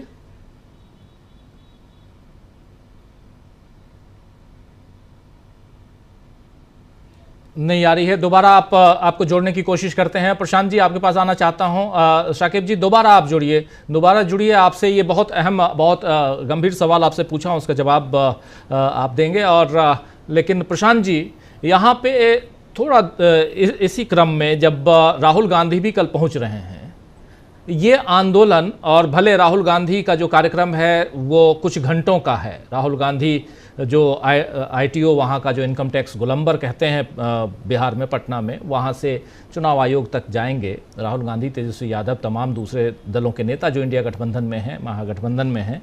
लेकिन हो सकता है, जैसे शाकिब जी आवाज़ आ रही है मेरी? मेरी आवाज आ रही है? हाँ अब आ रही है। चलिए आपके पास आता हूँ, फिर प्रशांत जी आपके पास। तैयारियां क्या सिर्फ यहाँ पटना में है या तैयारी जो है वो बिहार के दूसरे हिस्सों में भी है इस चक्का जाम की? राजीव भाई देखिए, तैयारी हर जिले में है, इसमें कहीं कोई दो मत नहीं है। जिस तरह से मेरे पास भी फोन कॉल्स आए हैं, मैं आपको बता सकता हूँ कि तैयारी तो चल रही है। मैंने कुछ सामाजिक संगठनों से भी राब्ता किया, मैंने कहा भाई आप भी आइए। तो हर लोग जो जागरूक है वो जोड़ने की कोशिश कर रहे हैं ज्यादा से ज्यादा लोगों को। लेकिन मैं थोड़ा सा इंडिया गठबंधन को लेकर के आलोचनात्मक यहाँ पर इसलिए हो रहा हूँ कि अगर इंडिया गठबंधन चाहता और इसको और बेहतर ढंग से प्रभावी बनाया जा सकता था, जब से ये अनाउंस हुआ था 9 तारीख को, उसके बाद नुक्कड़ सभाएं होती, लोग जो है, लोगों का जत्था जो है, तमाम राजनीतिक दलों का जत्था अगर गांव ग्राम में जाकर के लोगों से जनसंपर्क करता, लोगों को कहता कि आप आइए, तो मुझे लगता है कि बड़ी संख्या में, इससे भी बड़ी संख्या में लोगों की उपस्थिति कल के बंदी में आपको दिखाई देती। लेकिन बंदी में लोग निकलेंगे, इसमें कहीं कोई दो मत नहीं है। और आपको पटना में तो जो है, जो, और मुझे लगता है कि देखिए ज्यादातर लोग, अब चूंकि राहुल गांधी आ रहे हैं तो जिले के ज्यादातर कांग्रेसी जो है हर जिले से वहीं पटना चले गए हैं जी। तो हमारे यहाँ से भी कुछ लोग पटना चले गए, तो ये एक अलग मामला है। लेकिन जिले में भी लोग सक्रिय हैं, जिले में लोग काम करेंगे, निकलेंगे, हम लोग भी निकलेंगे। कल सुबह 8 बजे का समय हम लोग को तय किया है एक जगह से कि वहां से निकलना है, और हम लोग प्रयास करेंगे कि इस बंदी को ज्यादा से ज्यादा सफल बनाया जाए। और इस बंदी के अलावा हम लोगों की कोशिश होगी कि हम जनता से जाके संवाद कर सके और उनको बता सके कि इसके जो नुकसानात है वो क्या है और क्या उसका उद्देश्य दूसरा है। ये बताइए शाकिब जी, ये बताइए शाकिब जी, सत्ता पक्ष और खासकर सत्ता पक्ष को भी किनारे रखिए, सत्ता संस्थान यानी सरकार, वो क्या कर रही है? क्या क्या तैयारियां हैं? रोकने की तैयारी है राहुल गांधी को, तेजस्वी को? हाँ बिल्कुल, बिल्कुल होगी रोकने की तैयारी, इसमें कहीं कोई शक नहीं है। बिल्कुल बैरिकेडिंग की जाएगी, वाटर कैनन भी हो सकता है चलाया जाए, तमाम चीजें होंगी, इसमें कहीं कोई शक नहीं है। देखिए, नीतीश कुमार भी अगर अचेतावस्था में नहीं होते तो राहुल गांधी के साथ जो दरभंगा में हुआ वो नहीं होता। ब्यूरोक्रेसी पर अप्रत्यक्ष रूप से नहीं, प्रत्यक्ष रूप से मैं आपको बता रहा हूं कि बीजेपी का कंट्रोल हो चुका है, और बीजेपी किस तरह से जन आंदोलनों का दमन करती है हम लोग अच्छी तरह से जानते हैं। राहुल गांधी जहां खड़े होंगे वहां वाटर कैनन भी चल सकता है, उनको बैरिकेडिंग लगा कर रोकने की कोशिश की जाएगी। मेरा तो ये मानना है कि उनको हो सकता है कि एयरपोर्ट पर ही रोक दिया जाए, एयरपोर्ट से उनको निकलने भी ना दिया जाए, ये भी हो सकता है। लेकिन अगर एयरपोर्ट से निकलने भी दिया गया तो इनकम टैक्स गोलंबर जहां से राहुल गांधी को निकलना है वहां निश्चित रूप से उनको रोकने की कोशिश की जाएगी। इतनी आसानी से तो चुनाव आयोग के दफ्तर तक ये जो रैली कल निकलेगी इसको पहुंचने नहीं दिया जाएगा, ये बिल्कुल तय है। और हो सकता है कि हम लोगों के यहाँ भी जो है जिलावार भी तैयारियां की गई हो, हम लोग भी जहां से निकलना चाहते हैं वहां बैरिकेडिंग कर दी जाए, पुलिस पहले से मौजूद हो हम लोगों को रोकने के लिए। तो ये तमाम चीजें, लेकिन लोगों के अंदर गुस्सा है और बहुत ज्यादा गुस्सा है ये। और अब बीएलओ की बात अभी अमरिंदु भैया कह रहे थे, एक बीएलओ है, वीडियो उसका वायरल हुआ है। अमरिंदु भैया वैसे हजारों बीएलओ हैं जो एंजाइटी के मरीज हो जाएंगे, इतना दबाव है अधिकारी का उसके ऊपर में।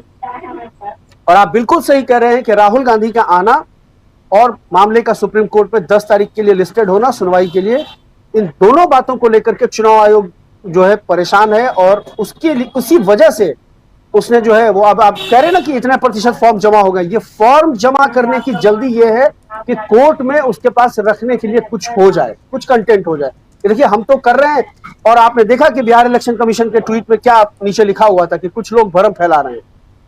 तो ये असल में वही कुछ लोग भ्रम फैला रहे हैं। इसको सही साबित करने के लिए कोर्ट में खास करके चुनाव आयोग के पास कुछ भी हो जाए तो वो दिखा सके कि देखिए हमारे पास इतना आंकड़ा आ गया, इतना फॉर्म, हम इतना प्रतिशत फॉर्म हमने जमा कर लिया। वो ये नहीं बताएंगे कि दस्तावेजों का सत्यापन हुआ कि नहीं हुआ है, दस्तावेज कितने लोगों के आए हैं, अलबत्ता फॉर्म जमा हो गया, ये उनको दिखाना है। जी बिल्कुल बिल्कुल बिल्कुल। प्रशांत जी जी, देखिए कल बिहार के लिए और ये पूरा वक्त जो है पूरे देश के लिए निर्णायक दौर है, और किसी न किसी रूप में संविधान को बचाने का अगर मास मूवमेंट खड़ा नहीं होता है, और बिहार में अगर ये कामयाब हो जाते हैं तो बहुत लंबे समय के लिए एक बड़ी लड़ाई जो है वो देश को लड़नी पड़ेगी, रिक्लेम करना पड़ेगा अपना लोकतंत्र भी और संविधान भी। इतना निर्णायक दौर पे भारत खड़ा है। ये बिहार में सिर्फ कुछ मतदाताओं का मामला नहीं है, ये बहुत बड़ा हमला संविधान पर है और नागरिकता पर है। आप सोचिए कि ऐसी स्थिति आ रही है कि जो अगर आप उसको वोट नहीं दोगे तो आप नागरिक ही नहीं रहोगे। ये अगर स्थिति इस देश में आ रही है तो इसका मतलब है कि जो आज़ादी की लड़ाई के मूल्य थे, जिस मकसद से आज़ादी की लड़ाई लड़ी गई थी, जो भारत का संविधान बना, वो सब जो है वो नकारा हो जाएगा अगर ये स्थिति आती है। तो देश की जनता को और विपक्षी पार्टियों को ये सोचना पड़ेगा। याद कीजिए कि 2 अप्रैल 2018 बड़ा निर्णायक दिन था। वो एक आंदोलन पूरे देश में हो गया, भारत बंद, SC/ST एक्ट को डाइल्यूट करने के खिलाफ, और उसका कोई नेता नहीं था, कोई संगठन नहीं था, अपने आप लोग सड़कों पर आ गए और बहुत कामयाब रहा। प्रशांत जी, इस बीच माननीय ज्ञानेश कुमार जी का बयान देख लीजिए, स्क्रीन पे है। कह रहे हैं कि शुद्ध मतदाता सूची लोकतंत्र को सशक्त बनाने के लिए अनिवार्य है। शुद्ध यानी प्योर इलेक्टोरल रोल्स आर दिखाई नहीं दे रहा है, लेकिन ये कि भारत के प्योर वही है कि शुद्ध मतदाता सूची लोकतंत्र को सशक्त बनाने के लिए अनिवार्य है। जी, तो मतदाता सूची कैसे बनेगी वो भी लोकतंत्र को सशक्त बनाने के लिए निर्णायक है कि मतदाता सूची कैसे बनेगी। और अभी से पहले क्या शुद्ध नहीं था? हाँ, ये बड़ा सवाल है। अभी से पहले आप कैसे चुनाव कर आप ही ने तो आपने बनाई थी वो सूची, तो वो अशुद्ध थी। अगर वो मतदाता सूची अशुद्ध थी तो उस मतदाता सूची के आधार पर बनी हुई सरकारें भी अशुद्ध है, तो भंग हो जाना चाहिए सरकारें भी फिर। तो ये डिक्टेटरशिप की निशानी है। ये निशानी है कि कितना गंभीर चुनौती भारत के संविधान को ये लोग दे रहे हैं। संविधान की आड़ में अपने विशेष प्रिविलेज को इस्तेमाल करके जो आपको संविधान ने अधिकार दिए, उसी अधिकार से आप संविधान को कमजोर करने का काम कर रहे हैं। मतदाता सूची कब से 1951 से बन रही है, या अकेले ज्ञानेश कुमार आए जिनको सब मालूम हो गया? क्या TN सेशन के समय से जो रिफॉर्म्स हुए उसके बाद चुनाव आयोग ने किस तरह काम किया? तो ये एक नया शिगुफा ढूंढ कर लाए हैं नया फॉर्मूला चुनाव जीतने का, कि कस्टमाइज मतदाता सूची बनाओ। इसलिए मैं कह रहा हूँ कि बहुत निर्णायक समय है भारत के लिए, और ये केवल बिहार का मामला नहीं है, केवल बिहार के मतदाताओं का मामला नहीं है, ये भारत की आज़ादी के मूल्यों का मामला है, भारत के संविधान का मामला है। और इसमें अगर निर्णायक लड़ाई नहीं लड़ी गई तो बहुत लंबे समय के लिए भारत के संवैधानिक लोकतंत्र पे संकट आएगा। एक आखिरी बात ये जी देखिए, आंदोलन कैसे जीते जाते हैं, कैसे लड़े जाते हैं, ये हमको किसान आंदोलन से सीखना चाहिए। किसान आंदोलन ने काम किया, आप भी वहां कई बार गए, मैं भी पीसीओ बार गया। जी आपने देखा होगा कि किसान आंदोलन ने आंदोलन की जगह पर इस गोदी मीडिया के एक भी पत्रकार को घुसने नहीं दिया, उनको वहां से खदेड़ दिया, उनसे बात नहीं की। जी और यही एक कारण था कि किसान आंदोलन कामयाब हो गया, उनके बिल वापस करने पड़ गए। अगर ये हिंदू मुसलमान करने वाला मीडिया वहां गया होता तो ये तमाम तरीके की साजिशें करता। तो देश की जनता को ये समझना चाहिए कि जो मीडिया है, जो गोदी मीडिया, ये असली किरदार निभाता है इन सब को प्रोटेक्ट करने में और विपक्ष के खिलाफ हमलावर करने में। वो बात अलग है कि विपक्ष के नेता भी वहां जाके बैठते हैं, मेरी सहमति उस पर नहीं है, लेकिन देश की जनता को ये तय करना पड़ेगा कि इस मीडिया का क्या करें, क्योंकि विपक्षी पार्टियां इस मीडिया का कुछ नहीं कर पा रही हैं। जहां इनकी सरकारें वहां भी नहीं, उल्टे इन्हीं लोगों को विज्ञापन देते हैं वो। और मैं पहले भी कह चुका हूँ, विज्ञापन देने से कुछ नहीं होगा, वो आपके पक्ष में फिर भी नहीं लिखेगा।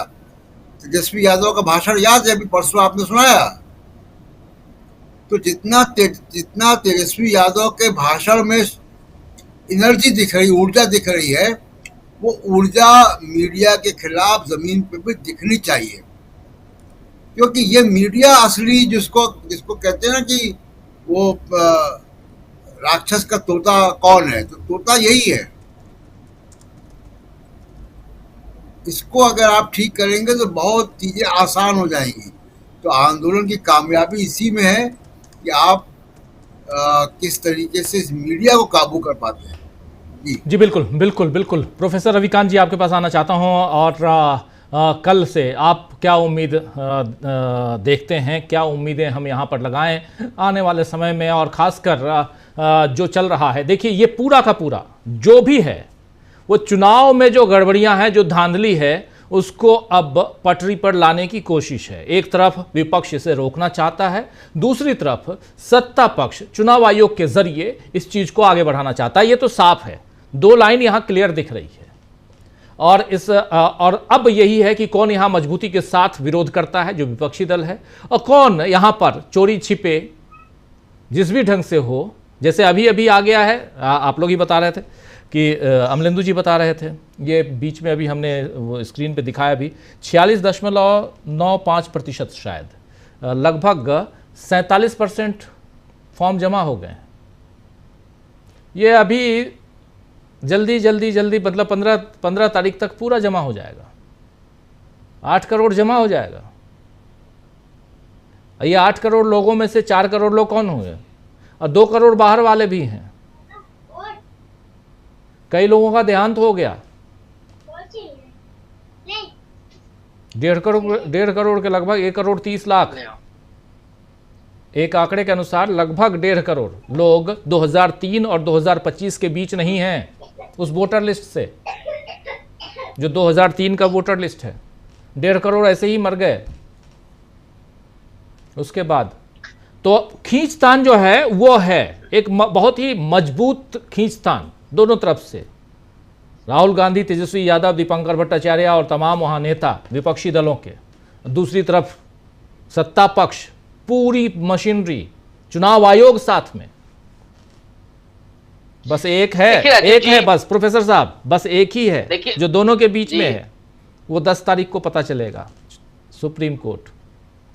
देखिए राजीव जी, मुझे लगता है कि विपक्ष के लिए बहुत बड़ा अवसर है। इसलिए है कि देश की जो जनता है, जो नागरिक है, वो बीजेपी के खिलाफ है। ये महाराष्ट्र में बहुत स्पष्ट हो गया। इसके पहले हम मान सकते हैं कि थोड़ा कंफ्यूजन रही होगी कहीं। 2014 का इलेक्शन हो, 19 का हो, और इसके बाद के भी कई और इलेक्शन राज्यों के, विपक्ष के अपने मोरल डाउन की वजह से ज्यादा हारे। उतने बड़े पैमाने पर विपक्ष 19 के इलेक्शन में भी ये उम्मीद नहीं कर रहा था कि हम थोड़ा लड़ाई में हैं। 2024 में जब उसको ये लगा कि इस देश के लोग संविधान को बदलने के खिलाफ खड़े हैं, तो राहुल गांधी हो या और दूसरे विपक्ष के नेता हो, वो उस मुहिम में शामिल हुए, अगुवा बने और नतीजा मिला। अब आप कह सकते हैं कि भाई 240 तक बीजेपी पहुंच गई, 240 कैसे पहुंची है ये भी हम लोग जानते हैं। तो विपक्ष के हाथ में आज सबसे बड़ी ताकत यही है कि देश के लोग उसके साथ हैं, और अगर इसके बावजूद आप सड़क पर आकर के इनको घुटने के बल नहीं बिठाते हैं तो फिर ये आपकी नाकामयाबी हो। प्रशांत जी ने बहुत छोटा सा उदाहरण दिया SC/ST एक्ट के डाइल्यूट करने का। विदाउट एनी लीडरशिप वो पूरा आंदोलन सोशल मीडिया के जरिए हुआ था और हम सब उस समय सड़क पर थे। और सच बात यह है कि ये कभी सोचा नहीं था कि ये सरकार इतनी आसानी से और इतनी जल्दी डगमगा करके और फैसला बदल देगी, लेकिन हुआ। विपक्ष के पास आज 80% तो लोग हैं, और अगर केवल 20% लोग सड़क पर आ जाएं, 14 दूनी 28, इतने ही लोग अगर आ जाएं, 28 करोड़ लोग, तो क्या मोदी सरकार, चुनाव आयोग ये सब संभाल पाएंगे? नहीं संभाल पाएंगे। और ये तो सभी नागरिकों से जुड़ा हुआ मामला है, सिर्फ SC/ST का नहीं है। वोटिंग राइट छीना जा रहा है।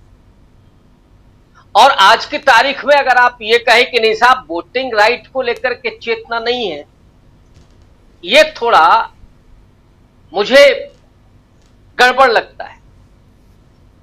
इस देश के लोगों में ये चेतना है, और खास करके जो बहुजन समाज के लोग हैं, जो अंबेडकर को मानने वाले लोग हैं, उसमें आप थोड़ी बहुत संख्या ये मान सकते हैं कि जो अनपढ़ हैं, लेकिन उनके लिए भी वो अवसर होता है जब दामाद की तरह उनकी खुशामद होती है जी। प्रधानी जैसे इलेक्शन में।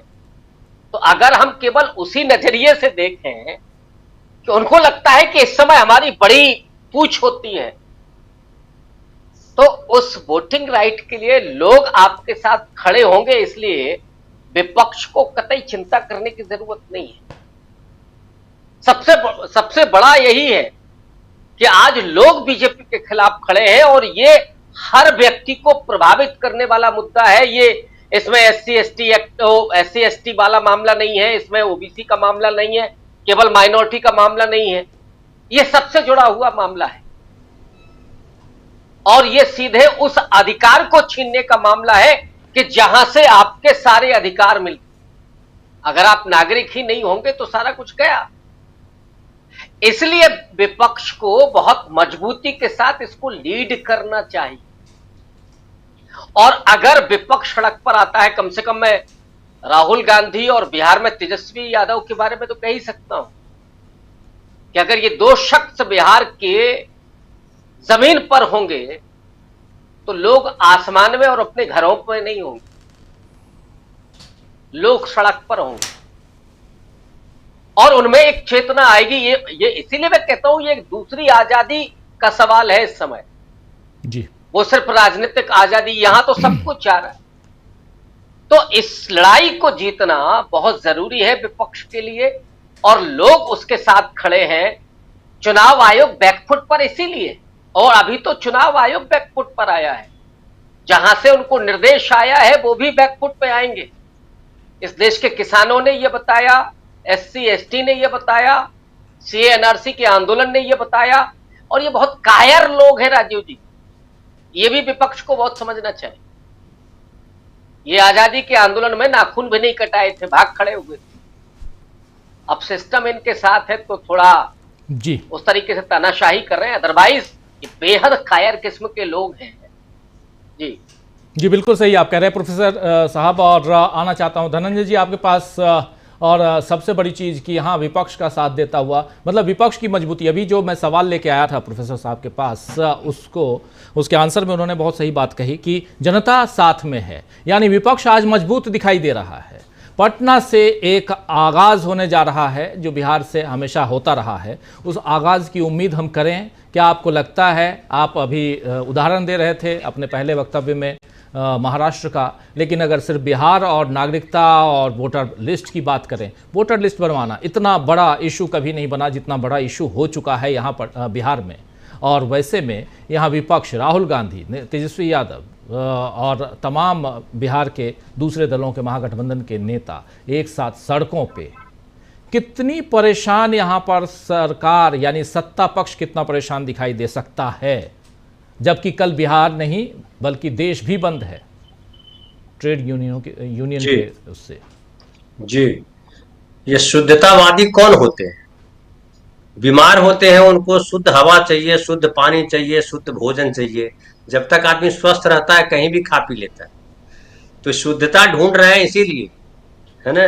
इनको लग रहा है कि अब वहां को रास्ता नहीं है। देखिए राजीव भाई, क्या है, दो चीजें मैं आपके सामने रखता हूं। एक तो जो है ये सवाल जो है, जो वोट मताधिकार वाली बात है, यही शुद्धता, मताधिकार, शुद्धता पे याद आया, सेकंड वर्ल्ड वॉर इसी शुद्धता पे हो गया था। एग्जैक्टली ने बहुत बहुत बहुत चीजें हुई है। ये शुद्धतावाद ही तो है जो कहता है कि ये दलित है, ये फलाना है, ये अपवित्र हो गया, ये फलाना हो गया, है क्या? यही तो है। हालांकि वो खुद शुद्ध नहीं है ना, उनमें खुद जहर भरा हुआ है। जहर भरा हुआ तो खत्म का। खैर, मैं पॉलिटिकल बात पे आता हूँ। देखिए, इसका एक तो बड़ा नुकसान ये है कि बीजेपी को या जो सत्ता में बैठे लोग हैं, भले चुनाव आयोग के सहारे कर रहे हैं, कि हर आदमी इससे प्रभावित है, हर घर प्रभावित है इससे। और ज्यादातर घरों के लोग बाहर रहते हैं, ज्यादातर लगभग घरों के लोग बाहर रहते हैं। वो चाहे गांव से शहर आए हो या शहर से मुंबई, दिल्ली, दुबई, मस्कत कहीं चले जाए, वो हिंदू हो, मुसलमान हो, सब परिवार के लोग हैं। यानी हर परिवार प्रभावित होगा। और वोटर लिस्ट में नाम कटने का मतलब एक बार और जान लीजिए, वोटर लिस्ट में नाम जो है, खाली ये नहीं माना जाता है कि हमको वोट देने का अधिकार है या नहीं। वोटर लिस्ट में नाम का मतलब होता है कि आप वहां के बासिंदे हैं। लोगों को लगता है कि अगर वोटर लिस्ट में नाम रहेगा यानी हम वोट देते हैं, यानी हम नागरिक हैं यहाँ के, और हमारी संपत्ति, हमारी चीजें सुरक्षित है। आप जानते हैं ना कि बिहार में खूब कोर्ट केस चल रहे हैं, जमीनों के बहुत मामले हैं। जमीनें डिजिटलाइज नहीं की हुई है और ढेर सारे मामले हैं जमीन के। खूब हत्याएं होती है जमीन को लेकर के, खूब झगड़े होते हैं जमीन को लेकर के बिहार में, और सब डरा हुआ है। अब ऐसे माहौल में हर आदमी को अगर करंट लगा रहे हैं, झटका दे रहे हैं, तो जाहिर है वो करंट लगाने वाले हाथ को वहां आदमी तलाशेगा, ये कौन हाथ है जो करंट लगा रहा। तो ये अच्छा। फिर दूसरी बात देखिए कि जिस तरीके से ये स्वयंसेवक उतार दिए हैं, जो पहले बोल रहे थे हमारे प्रशांत भाई, ये स्वयंसेवक कौन है, कहां से आए, किसने सर्टिफाई किया है? फिर बात आती है कि जो एनडीए है, एनडीए के धड़ों में आपस में ही एकता नहीं। खाली नीतीश कुमार बीजेपी की बात नहीं है, वो मांझी और चिराग पासवान के बीच भी झगड़ा है। तो वो झगड़े कई लेवल पे हैं। अब एक और बात आती है कि ये चुनाव जो है जिस तरह से अब हो रहा है उसमें बाइपोलर हो जाएगा। एक एनडीए है और दूसरा इंडिया गठबंधन है। ये जो प्रशांत किशोर थे और बीच में और कौन कौन कूदना चाह रहे थे, उनका अपने आप पत्ता कट जाएगा, वो अपने आप किनारे हो जाएंगे, हाशिए पे चले जाएंगे। यानी वोट इस बार बटेगा नहीं, वोट एकदम कंसोलिडेट होकर के इधर जाए चाहे उधर जाए। अब इंडिया गठबंधन की तस्वीर आपके सामने रखता हूं। इंडिया गठबंधन में फिलहाल जो है 4 पार्टियां हैं मोटे तौर पे। एक पार्टी है कांग्रेस, दूसरी है आरजेडी, तीसरे है माले में कई दल हैं, वो ठीक है। एक दल है मुकेश सहनी जी, मुकेश सहनी। ये 4 प्रमुख हैं। वामपंथी दल को मैंने एक ही साथ रख दिया, तो वो 3 धड़े हैं। सीपीआईएम है, सीपीआई है, सीपीआईएमएल है, जिसमें सबसे ताकतवर सीपीआईएमएल है। और सीपीआईएमएल के दीपांकर भट्टाचार्य को छोटा व्यक्ति नहीं है, उसकी चर्चा भले नहीं होती है, क्योंकि ये मीडिया जो पूरा का पूरा है गटर मीडिया, वो अलग किस्म का मीडिया है, पैसों पे चलता मीडिया है। लेकिन हम लोग तो चर्चा करते हैं उनकी। दीपांकर भट्टाचार्य की बड़ी भूमिका है 19 सीट पे चुनाव लड़ा पिछले चुनाव में और 12 सीटें जीत करके आए, 2 लोकसभा सांसद लेकर के आए, और उनके पास मोदी जी की तरह पैसा नहीं है चुनाव लड़ने के लिए, न बांटने के लिए, न शराब पिलाने के लिए, न चिकन खिलाने के लिए, किसी काम के लिए पैसे नहीं। अभी तो पिछले हफ्ते आए थे नहीं, आपने तो किया था, आपने तो इंटरव्यू किया था, आपने बताया, उनका पॉडकास्ट किया हमने जी, बिल्कुल सही कहा, बहुत अच्छा किया। दीपांकर भट्टाचार्य जो है वो आम आदमी, देखिए आप लगे हुए हैं भी आपको कि बड़ा आम आदमी है यार, इसमें नेता वाला जो आप तौर पे नेता का मतलब होता है लाव लश्कर। एक और हमारे साथी उन्होंने एक फोटो छापा था जो दिल्ली मेट्रो में दीपांकर भट्टाचार्य चले जा रहे हैं, वो अकेले बैठे हुए मोबाइल देख रहे हैं। तो ये जो दल है, चारों दल, ये दल मजबूत दल है और इनमें एका है। मुकेश सहनी हालांकि थोड़ा आए बाएं कर रहे हैं कि हमको 50 सीट चाहिए, 70 सीट चाहिए, लेकिन मुकेश सहनी मैं मानता हूं कि अभी जमीन पे उनकी जड़ जमी नहीं, अभी बहुत उनको संघर्ष करना। और लेकिन ये जो 3 पार्टियां हैं, जो वामपंथी दल हैं, कांग्रेस पार्टी है, आरजेडी है, ये तीनों बहुत महत्वपूर्ण गठबंधन है, बड़ा गाढ़ा गठबंधन।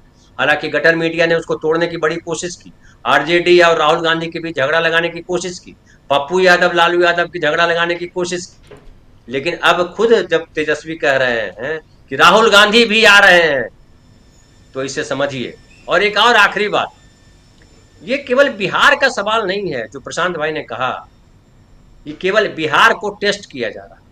और मैं बोलता हूं कि बिहार को इसलिए टेस्ट कर रहे हैं कि बिहारी को बदनाम करने में बीजेपी ने कोई कसर नहीं छोड़ी, बिहारियों को पिटवाने में बीजेपी कोई कसर नहीं छोड़ती जी। अब ये कह रहे हैं हर जगह जहाँ देखिए डेमोग्राफी बदलना चाह रहे हैं पूरे देश का, इस तरह से कहिए कि बिहारी जाकर के कश्मीर में बनाए अपना वोटर लिस्ट, बिहारी जाकर के उत्तर प्रदेश के लोग वहां जाके बनाए, कश्मीरी यहाँ बनाए, वो वहां बनाए, फिर ये कहेंगे यहाँ के नहीं है, वहां के नहीं है। अब तो हमको लग रहा है मोदी जी बनारस जाकर के अपना वोटर लिस्ट में नाम डलवाएंगे। अगर डलवा लेते मोदी जी तो बड़ा अच्छा होता कि भैया चुनाव तो आप वहां से लड़ रहे हो, तो जाओ वहां वोटर लिस्ट में नाम डलवाओ। तो ये कुल मिलाकर के मुझे लग रहा है कि चुनाव आयोग जिस तरीके का जाल बिछाया है, वो एक जो है लास्ट में कि शिकारी आएगा जाल बिछाएगा, लोभ में फंसना मत, फंस तो गया लेकिन चूहा कुतर दिया। तो चुनाव आयोग को मुंह की खानी पड़ेगी। अभी तो 3 बार अपना बयान बदला है, फाइनली जो सुप्रीम कोर्ट है उसमें क्या फैसला आता है वो भी इम्पोर्टेंट है, लेकिन सबसे बड़ा इम्पोर्टेंट है बिहार के लोग, बिहार के जनमानस, जिस तरह से परेशान किया जा रहा। सर्टिफिकेट बनाना आसान काम नहीं है बिहार, और जिस तरह से सम्राट चौधरी कह रहे हैं कि वो जो बांग्लादेशी है इसीलिए इतने लोग आ गए निवास प्रमाण पत्र मानने के लिए, ये बिहारियों के साथ जो है बेहद बदजुबानी वाला संवाद है, गलत बात है। आप उनको बता रहे हो कि विदेशी हैं। जी जी जी बिल्कुल बिल्कुल। कल पटना से सीधा लाइव आप तक हम पहुंचाएंगे और पूरा क्या कुछ चल रहा है पटना की सड़कों पर, बिहार की सड़कों पे, वो हम डीबी लाइव के जरिए आप देखेंगे सीधा लाइव वहां से हमारे तमाम संवाददाताओं के जरिए। आप इसलिए जुड़िए हमारे साथ और देखते रहिए डीबी लाइव। धनंजय जी बहुत बहुत शुक्रिया सीधे उधर बिहार से जुड़े हुए हमारे साथी फराज साकिब साहब। और